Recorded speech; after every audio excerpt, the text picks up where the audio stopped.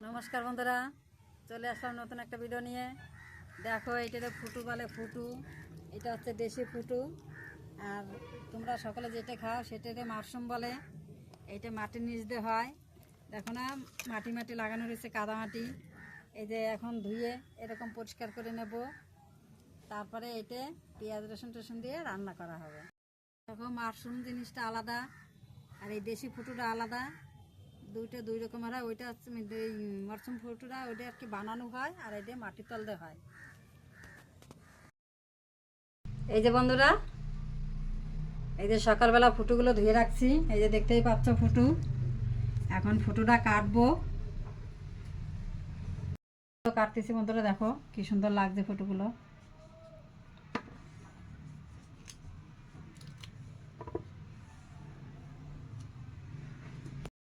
এই কাটার পরে এখন সিদ্ধ করে নেব।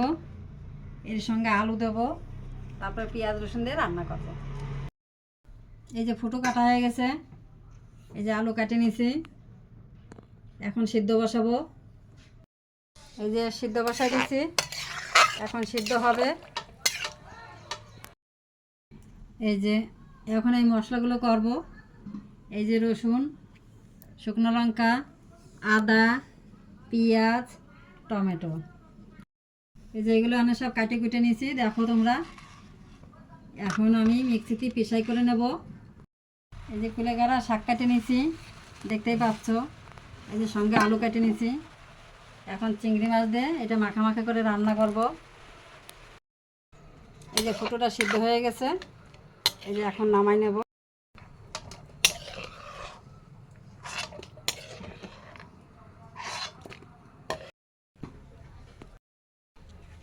কড়াই গরম হয়ে গেছে, তেল দিয়ে দিছি। এখন দিয়ে দেবো চিংড়ি মাছটা। তার মধ্যে আগে একটু হলুদ দিয়ে দিলাম, কেন তাহলে তেলটা ছেড়বে না।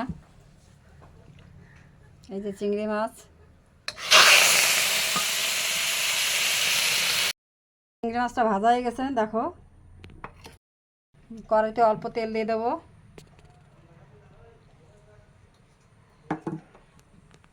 অল্প একটু গোটা জিরে দিয়ে দেবো। এবার আলুগুলো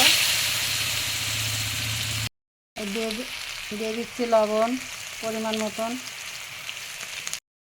হলুদ। কোনো মশলা দিতে হবে না, সিম্পল রান্না হবে।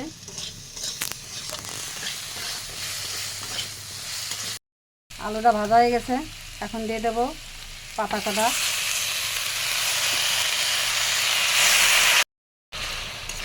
এই যে এই পাতাগুলো অনেক রক্ত হয় গায়ে। দিয়ে দিলাম চিংড়ি মাছটা।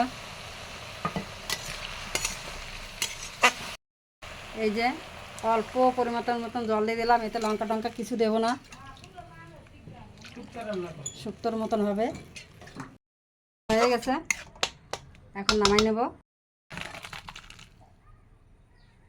এটা। এই যে এখন মিক্সিতে বাটি নেব। টমেটো, পেঁয়াজ, রসুন, লঙ্কা, আদা। কড়াই গরম হয়ে গেছে, দিয়ে দেবো বাটা মশলাটা, পরিমাণ মতন লবণ, হলুদ গুঁড়ো।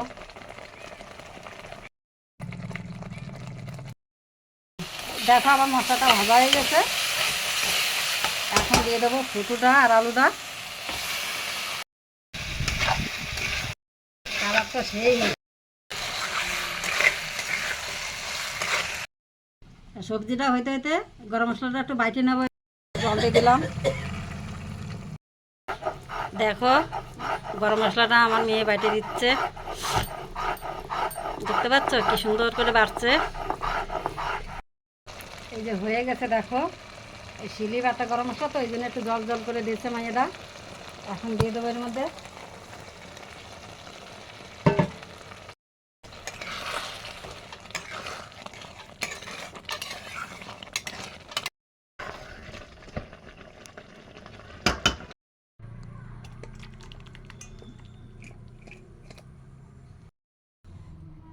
দেখো কালারটা কত সুন্দর হয়েছে।